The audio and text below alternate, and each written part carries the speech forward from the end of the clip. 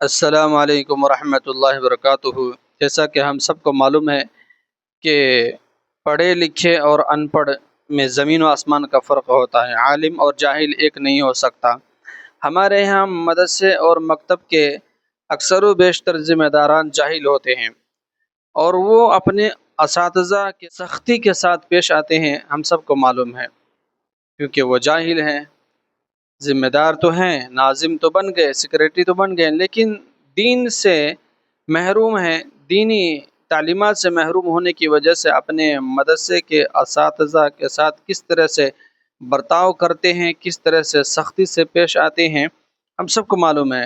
لیکن اگر وہیں کوئی عالم دین، کوئی پڑھا لکھا آدمی، کوئی عالم اگر مدرسے کا ذمہ دار بن جائے تو ان کا برتاؤ کیسا ہوتا ہے اپنے استاد کے ساتھ، وہ کس طرح سے پیش آتے ہیں اپنے مدرسے میں خدمت انجام دینے والوں کے ساتھ، آپ خود ہی سماعت فرما لیجئے کہ ہمارے زمانے کے بہت ہی بہترین عالم، بہت ہی جید عالم ہیں حضرت مولانا الیاس گمن دامت برکاتہم، آپ خود ان کی زبانی سن لیجئے۔ ہمارے ہاں مرکز میں حفظ کے اساتذہ کی تنخواہ زیادہ ہے، حفظ کے اساتذہ کی مراد زیادہ ہے۔ جی بالکل، آپ کبھی جائیں گے، جا کر آپ اسے دیکھیں گے۔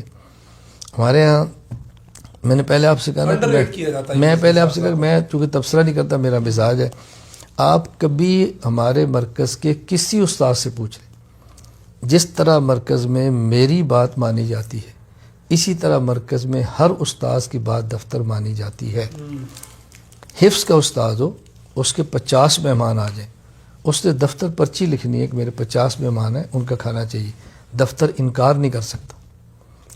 میرے مدرسے کا کوئی استاد کہیں جانا چاہے گاڑی لے کر، اس کو مجھ سے پوچھنے کی ضرورت نہیں ہے، اس نے دفتر سے کہنا ہے، ڈرائیور اس کے ساتھ جائے گا، اس کو لے کر جائے گا، مجھ سے نہیں پوچھنا۔ موت پہ میری عدم موجودگی میں چھوٹے بھائی مولانا گھمن محتمے میں ان سے بھی نہیں اجازت لینی، یہ ہماری طرف سے اجازت ہے ہر استاذ کو۔ تو وہ پھر جتنے ہمارے اساتذہ کرام ہیں، میں تمام اساتذہ کو ترتیب سے عمرے کرا رہا ہوں، کچھ ہو گئے ہیں جی، کچھ باقی ہیں۔ نہیں، ہم نے تو دیکھا ہے محتمین خود ہر سال آ رہے ہیں، ان کی فیملیاں آ رہی ہیں، بچے آ رہے ہیں، اساتذہ کو پتہ ہی نہیں ہے۔ میں نے اپنے بیٹے کو عمرہ پہلے کو 19 سال کی عمر میں کرایا اور اساتذہ کو عمرے اس سے پہلے کرانے شروع کرائے۔ زبردست، اور یہ دیگر حضرت محتمین کے لیے بھی ایک اچھی وہ ہے کہ جس طرح ہمارے یہاں پھر جب استاذ ہے اس کی شادی ہوتی ہے، ہم اس کو شادی الاؤنس دیتے ہیں۔ نکاح کے بعد اس کی تنخواہ بیوی کی وجہ سے بڑھ جاتی ہے، بچے جی بچے کی پیدائش میں ہم خرچہ دیتے ہیں، بچے کی پیدائش کے بعد بھی تنخواہ بڑھ جاتی ہے۔ زبردست، ماشاءاللہ، یہ سیکھنے کی چیز ہے، بالکل ایسے، دیگر اداروں کو بالکل ایسے، فالو کرنے اور کی چیز ہے۔ ہر سال ان کی بنیادی تنخواہ میں اضافہ بھی ہوتا ہے۔ اس کے علاوہ کسی بھی استاذ کی کسی قسم کی ضرورت ہو وہ مجھ سے رابطہ کرے، میں میڈیا پر کہہ رہا ہوں، کوئی ایک استاذ یہ نہیں کہہ سکتا کہ میں نے کسی بھی ضرورت کے لیے استاذ سے رابطہ کیا ہے اور میں نے کہا کہ میں آپ کی ضرورت پوری نہیں کر سکتا۔ میرا موقف مدارس کے بارے میں، اپنے مدرسے کے بارے میں یہ ہے کہ بھئی وہ اساتذہ جو میرے پاس ہیں وہ اپنے والدین کو چھوڑ کر آئیں، اب ان کے لیے والد میں ہوں، تو مجھے ان کو ایسے ہی سنبھالنا چاہیے جس طرح میں اپنی اولاد کو سنبھالتا ہوں۔ اب مثلا عید آئی ہے، میں عید پہ تمام اساتذہ کو عیدی الگ دی ہے، معلمات کو الگ دی ہے، جو حفظ کے طلباء موجود ہیں ان کو الگ دی ہے، بچیوں کو الگ دی ہے۔ پھر اس کے بعد وہ اساتذہ جو بیوی بچوں کے ساتھ یہاں پر ہیں ان کے لیے میں نے اہتمام الگ کیا ہے کہ ان کی اہلیہ کو بھی عیدی اپنی بیوی کے ہاتھوں اور ان کے بچوں کی بھی عیدی۔ کیوں؟ اس لیے کہ وہ اپنے دادا ابو کے پاس نہیں، میرے پاس ہے، تو مجھے چاہیے میں دادا ابو بن کر ان کو عیدی دوں کہ میرے پاس جو رہتے ہیں ان کا حق ہے۔ بہت زبردست چیز ہے، میں تو اس سے بڑا حیران ہوا، اور یہ بلکہ ایک کلپ الگ کر کے ہم اس کو لگائیں گے کہ دیگر جو ادارے یقیناً بہت سارے لوگ کرتے ہوں گے، آپ کی تو اس کی وجہ سے آ گئی سامنے، تو اس کو ان چیزوں کو فالو کرنے کی ضرورت ہے، کیونکہ یہ بڑا ایک جو علماء والا طبقہ ہے، ہر سال انکریمنٹ لگتا ہے سرکاری کو، پرائیویٹس کو، لیکن یہ ان کا نہ کوئی انکریمنٹ ہے، نہ کوئی ان کی کوئی مطالبات ہیں، نہ کوئی مظاہرے کرتے ہیں یہ لوگ، اور ان کے جو حضرات ہیں وہ بھی ان کے بارے میں دیکھیں ہمارے یہاں ایک استاذ تھے اور وہ بھی کتب کے استاذ نہیں تھے، اسکول کی کتاب پڑھاتے تھے، ناظم تھے ہمارے، مدرسے کے کام کے لیے جا رہے تھے، ایکسیڈنٹ میں وہ شہید ہو گئے، ان کو غالباً اب 6 سال ہو گئے، آج تک ان کی اہلیہ کا وظیفہ اسی طرح جاری ہے، ان کی تنخواہ جس طرح ان کی زندگی میں تھی۔ بہت بڑی بات۔ اور میں نے اپنے تمام اساتذہ سے کہہ رکھا ہے بھی آپ اللہ نہ کرے آپ معذور ہو جائیں، خدا نہ کرے آپ دنیا سے رخصت ہوں، تو آپ کو یہ ذہن میں نہیں ہونا چاہیے کہ میں دنیا چھوڑ رہا ہوں تو میرے بچوں کا کیا بنے گا. تو اس کی کفالت اس مدرسے کے ذمہ ہے، چونکہ آپ نے اپنی جوانی ہمیں دی ہے.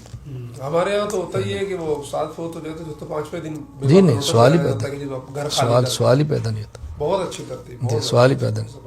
اللہ تعالیٰ آپ کو جزائے خیر. پھر ہمارے اساتذہ کرام میں سے آپ مرکز جائیں گے دیکھیں گے، اساتذہ کرام میں سے ہم مرکز کے عملے میں سے بڑی سے بڑی شکایت آ جائے تو میں اخراج میں جلدی نہیں کرتا. میں ان سے کہتا ہوں بھی جس طرح میں بڑے سے بڑا گناہ کرتا ہوں اللہ سے امید رکھتا ہوں معافی کی، یہ میرے محتاط ہیں، تو کچھ ان سے میری نافرمانیاں بھی ہوں گی.